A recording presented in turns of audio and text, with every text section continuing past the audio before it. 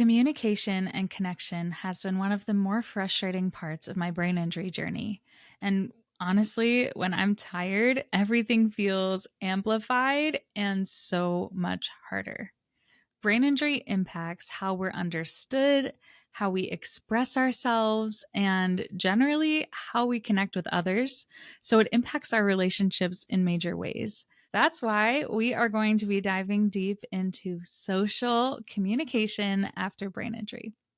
There is always hope, and you are not alone.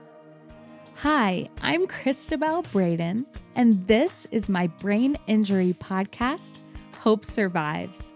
This is an uplifting podcast to bring hope to your darkest days. As a survivor of traumatic brain injury and multiple concussions and re-injuries, I know what it's like to struggle to find hope. I don't want anyone to feel as alone as I did, and that's why over 10 years ago, I started an online community called Hope After Head Injury, which has now launched into a nonprofit organization called Hope Survives. Hope Survives envisions a world in which every survivor of brain injury and every member of their family are seen, loved, heard, valued, supported, uplifted, and never alone. This podcast is an extension of that, and I'd love to invite you to join along as we explore the realities of life with brain injury, with messages of encouragement, interviews with doctors and professionals, and survivor and family stories. No matter where you're at on your journey, there is always hope. With a little hope, you can make it through today. With a little faith, someday you'll get through the pain. Just a little love is enough to light the way through your darkest night.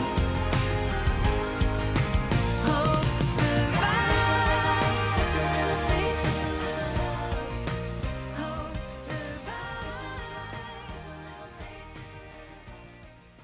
Hi, friends. Welcome back to Hope Survives podcast.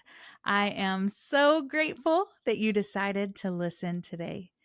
This podcast covers a lot of different topics related to life with brain injury, but this is one that I think is one of the more pivotal topics about life with brain injury because communication comes up at almost every support group. And when I was thinking about founding Hope Survives as an organization and the programs we wanted to offer and the topics to cover, what I kept coming back to over and over again is how isolating life with brain injury feels and how important connection is on the journey. So, the tagline for Hope Survives has always been, there is always hope and you are not alone, because connection with others is vital to healing. But connection with others also becomes one of the more challenging aspects, especially with those in our lives who maybe don't understand our brain injury symptoms, when there's misunderstandings or miscommunications, or even the frustration in our own head of not being able to say what we want to say in the way that we want to say it. So today I'm going to share some of my personal experiences with social communication, but I'm very excited to share that coming up this month on the podcast, we have another brain injury community panel diving deeper into this. And we are also doing an episode on hope for couples on communication in marriage after brain injury, because this is something that affects all of us. And obviously, it's something that will carry us farther beyond this month, but specifically here at Hope Survives, we've been coming up with different topics for the different months to dive deep into.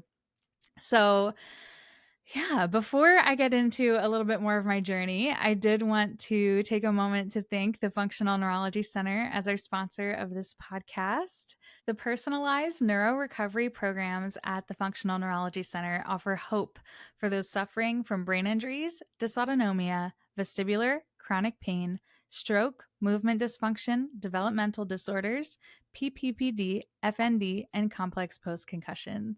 So we want to thank the FNC for sponsoring Hope Survives podcast. We also want to invite you to the Rewiring Hope workshop with Dr. Jeremy Schmo. It's going to be awesome. So you've heard Dr. Schmo on this podcast before. He is a leading expert in functional neurology. And we just this week have made live our on-demand video series on exploring tools and insights from functional neurology.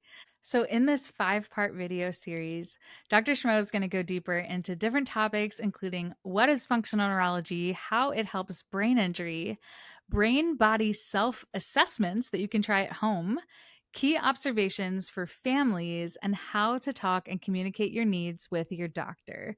It is a short, accessible lessons that will help you with practical ways to identify symptoms, support healing, and advocate for care, whether you are a survivor or a family member.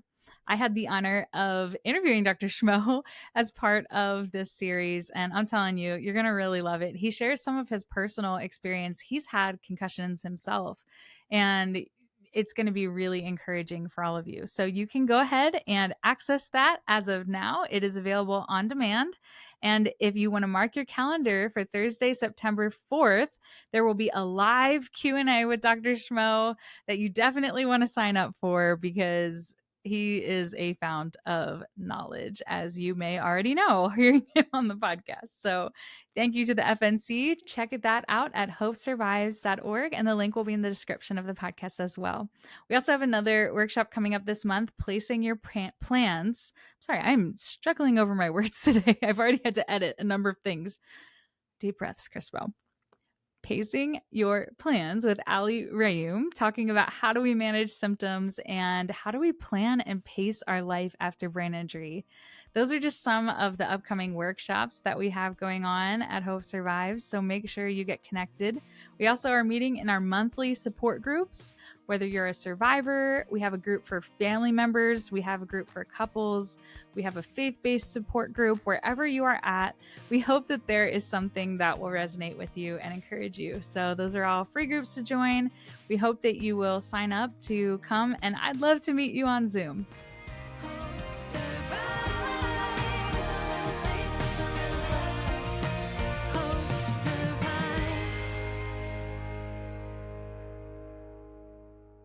All right, now that all that is out of the way, I think that was all the announcements for today.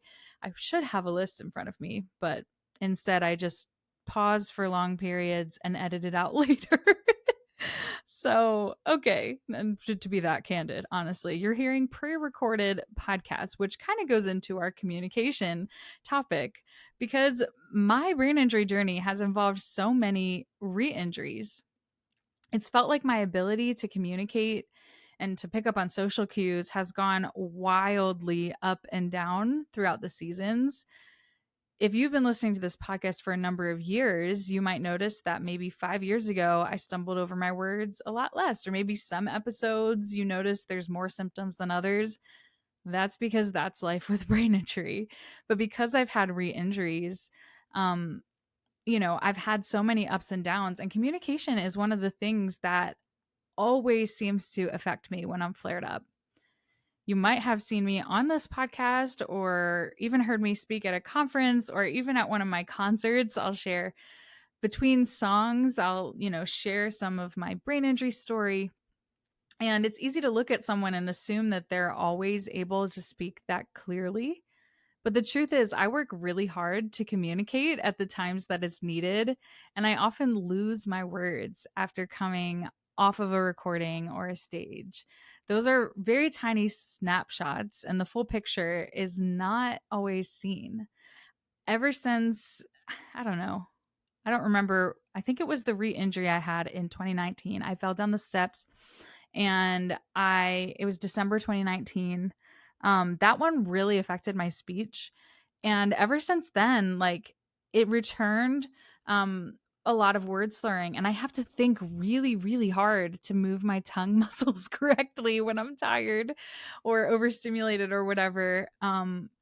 it's not just natural for me to form words. I really have to think about it and work on it. And I've done speech therapy, and, being able to form my words has taken time. Also, aphasia, word finding, all sorts of other, symptoms. So, as I mentioned at Hope Survives, we've had different themes for the different months. Last month was brain health habits, and we talked about rhythms, and we had our panel on that. This month is social communication. And at the start of each month, we send out a newsletter called the Hope Journal, which we also create a downloadable magazine version on our website. If you're interested in checking it out, make sure you're subscribed to the Hope Journal for our newsletter. But I always write a letter to start it off. And this month's letter, I really found myself getting emotional writing. And I was thinking about all of the years and all of the struggles with communication. And so I wrote this list of things that I struggled with that I'm going to share with you here today on this podcast. So, the first thing is that I have lost many relationships due to the struggles with my injuries. And more often than not, I didn't even understand why or what went wrong. There have been multiple friendships that I have been very confused at how the other person reacted to me. I don't understand this. I don't understand. Somehow I offended them, and I don't know what I did to this day. So I just kind of found myself praying for them, just trying to figure out why. When I first had my brain injury, I was in high school, and I really struggled with social cues. I think I might have shared this story on the podcast before, but because it really sticks out to me. But there was a girl in high school that I was friends with, and she was like, "Does this shirt make my butt look big?" And, I just kind of said, "Well, maybe you want to put," no, she said, sorry, I mixed it up. She said, "Do these jeans make my butt look big?" And I was like, "Maybe you want to try a different shirt." Like, I just thought she was asking my advice. And she got so mad at me. And I later told my mom what happened. And my mom said, "Cristabelle, she just wanted you to say you look great." And I said, "Well, you wanted me to lie?" My mom was like, how do I explain this to her? Not necessarily lie, but she wasn't actually looking for an answer. She just wanted reassurance. And I did not pick up on that at all. At all. At all. At all. At all. And, I was like, she didn't look bad. I just thought a different shirt would look better with those jeans, but like I, would say things in ways that I wasn't picking up on the underlying thing beneath the words that we're saying.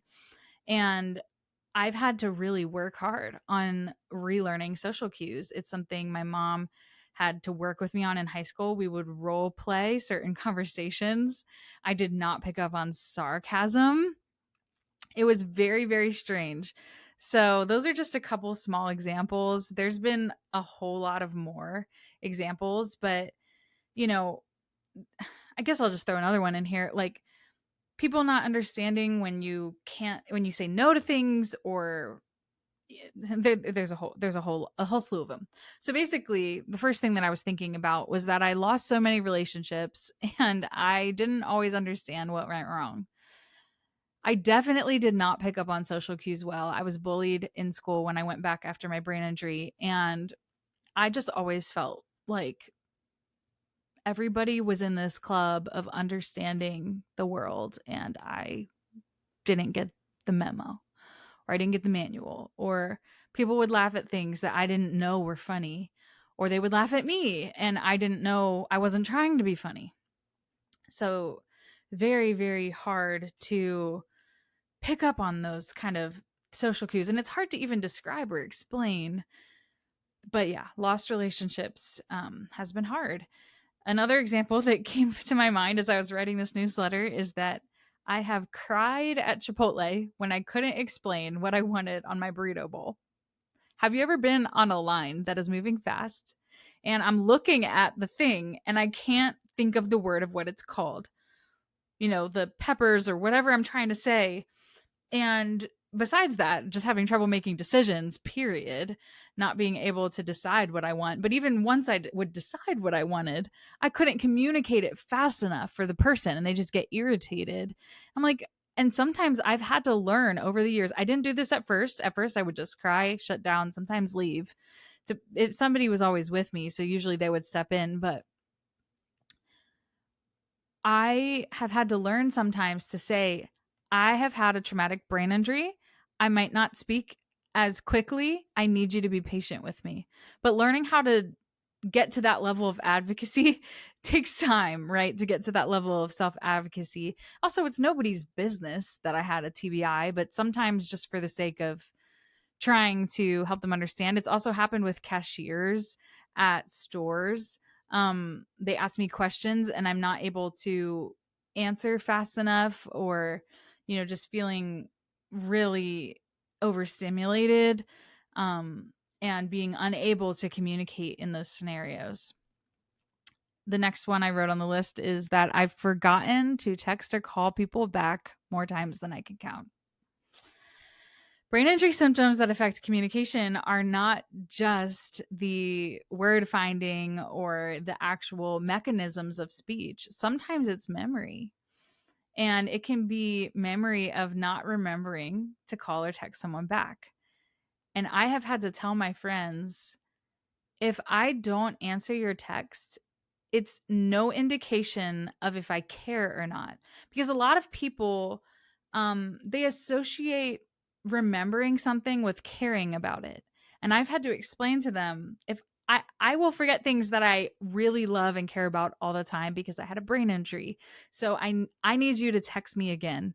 And so some of my good friends, I tell them, send a funny GIF or an emoji just to like bump it up on my text thread to remind me that I haven't responded. I tell people, I want you to double text me if I don't answer. I want you to triple text me if I don't answer. Please send me another text because I want to answer you. I just might not remember.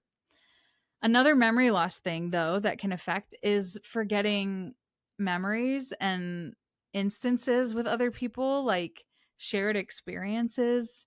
I struggled with this a lot with my family because I lost a lot of my childhood memories. If you listen to the episode we did back in March with myself and my mom, she talked about how emotionally challenging it was for my sisters and for our family that I had lost a lot of my childhood memories. And that's shared experiences. That's part of what builds a relationship. And so my mom said that they worked really hard to build new memories with me because I would always forget them. And then my strategy became I would take pictures at every time I would see someone so I would remember, because I would often forget times I spent with people or what we talked about. And I started to keep notes and I started to take pictures to help myself to remember. And usually, if I had a memory jog of a picture or a note of like with the picture of what we did or what we talked about, that was really helpful to help sustain my relationships.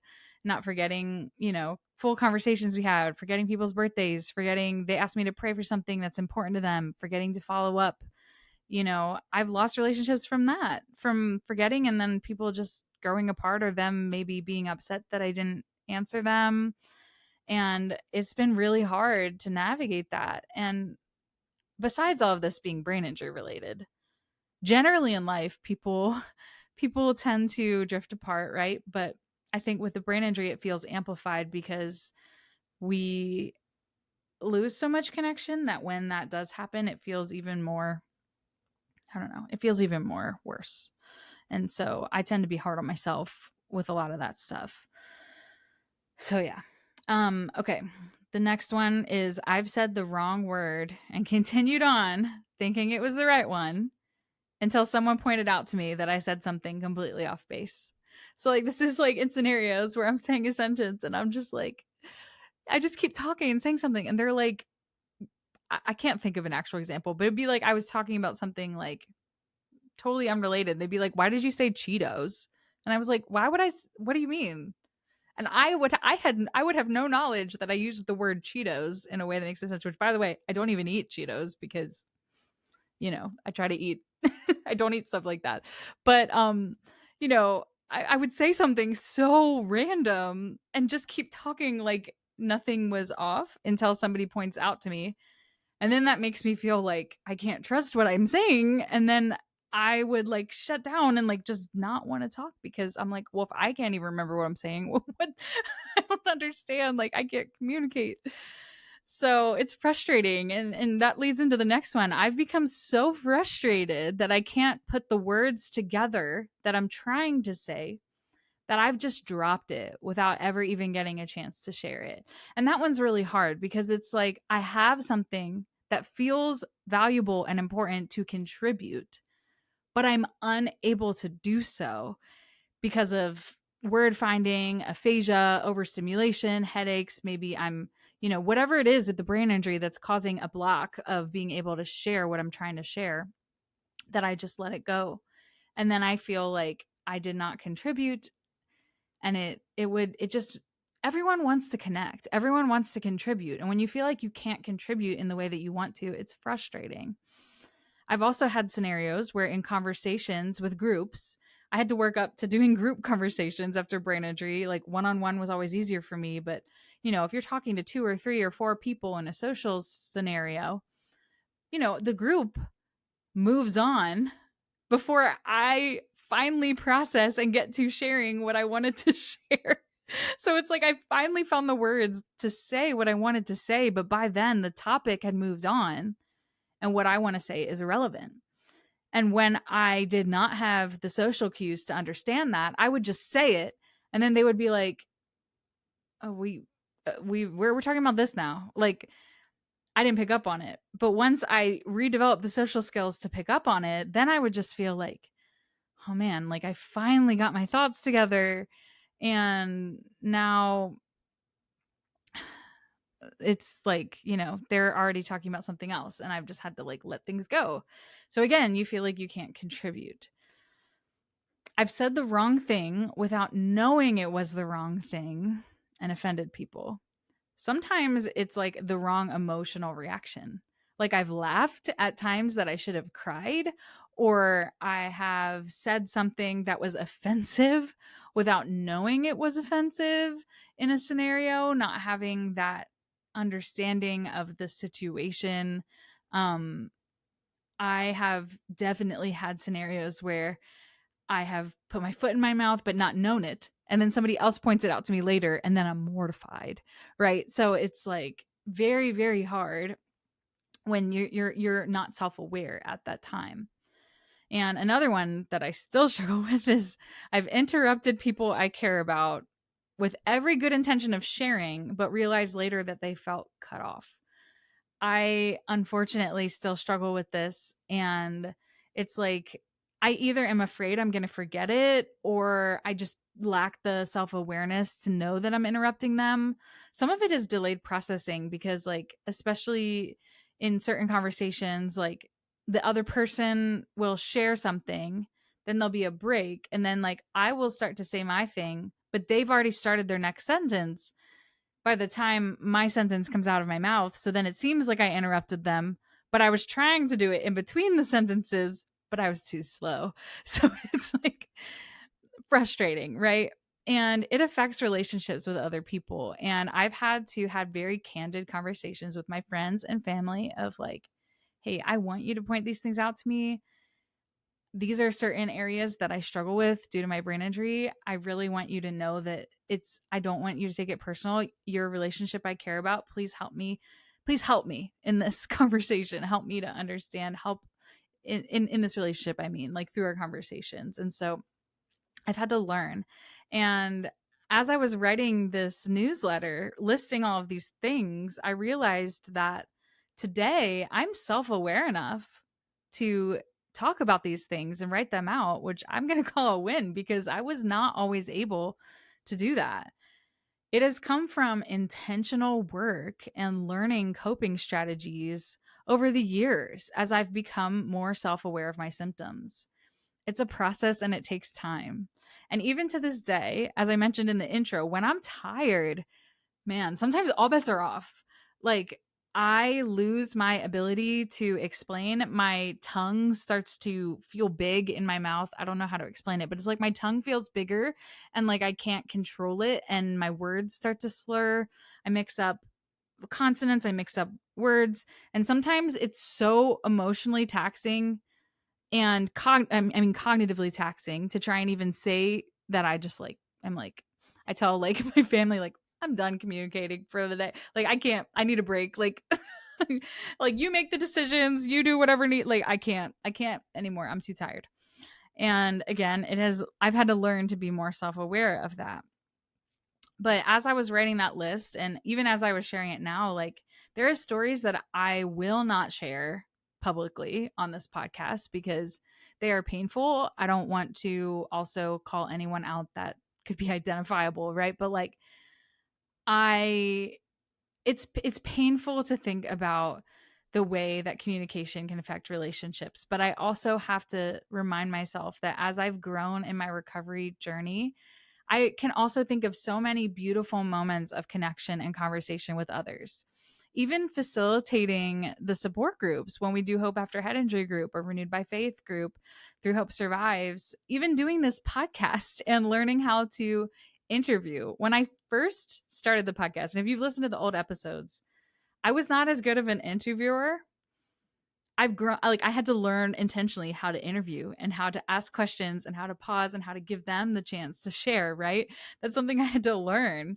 So the communication skills that I've worked very hard to recover, they've helped me to learn again to maintain relationships, grow new ones, and ultimately express myself better.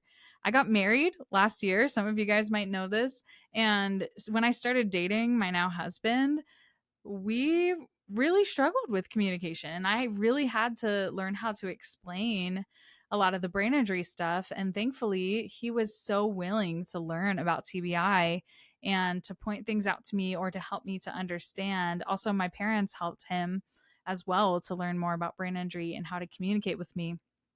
So I've learned how to be more self-aware, which has like saved us from arguments so many times because I've been able to recognize when I'm like, oh, wait a minute. I'm so sorry. I did not mean for that to sound the way it sounded. Like I've learned how to maybe even in the moment express myself a little bit better. But again, it's taken time. So if you're listening to this and you're like, man, I can identify with so many things you shared and I am in the thick of it, I just want to encourage you today. I'm just here to say, I get it. Like you are in this and there is hope to recover these social skills. It does take time, it does take intentional effort, but there is hope for that. Our connection with others is one of the most beautiful and vibrant parts of life. So it really does feel isolating when our ability to communicate with others becomes affected. And for so many of us with brain injuries, the loss of connection really does feel like one of the more painful parts of recovery. But I want to encourage you that rebuilding these bridges is possible. And communication is so much more than words. Sometimes it's just hanging out with somebody, watching a movie together, or just hanging out, or just like, if you can't say the right words, learning how to express yourself with gestures or eye contact. There's other ways to do it. So you can, even if you don't feel like you can express yourself the way you want to, there are ways to learn how to be more understood and to advocate for yourself. I also know that it affects families, right? So if you are supporting somebody through their brain injury recovery, I'm sure that it can also feel isolating because other people might see them, 10 minutes and think, oh, they're doing great. And then you see them 24/7 and you're like, oh my gosh, it's so exhausting trying to figure out just going to the grocery store or whatever it is.